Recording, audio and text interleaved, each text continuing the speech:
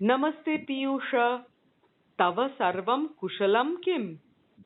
प्रणामः आर्ये, मम सर्वं कुशलम् अस्ति। भवत्याः सर्वं सम्यक् चलति इति आशां करोमि।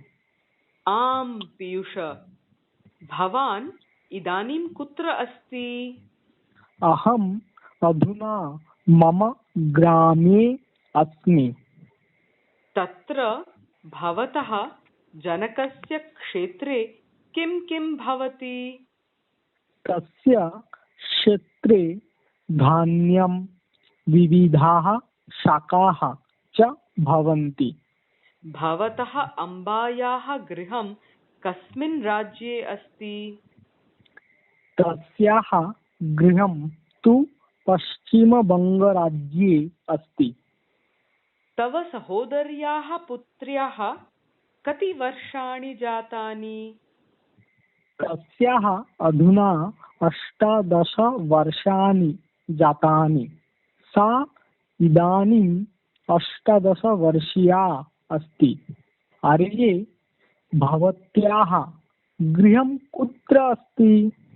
मम गृहं पौण्डिचेर्याम् अस्ति। तत्र श्री अरविन्दाश्रमस्य विद्यालये छात्राः प्रतिदिनं किं किं कुर्वन्ति? ताः छात्राः प्रतिदिनं प्रातः 6:30 उत्तिष्ठन्ति, 7:30 अल्पाहारं खादन्ति, दुग्धं च पिबन्ति। अनन्तरं 8:30 विद्यालयं गच्छन्ति। तत्र पठन्ति, लिखन्ति, बहु वदन्ति, उद्याने उपविशन्ति च। 11:30 पुनः भोजनं कुर्वन्ति। अनन्तरं 2:15 विद्यालयम् आगच्छन्ति। प्रतिदिनं 5:00 क्रीडन्ति। सायं 7:30 रात्रिभोजनं खादन्ति।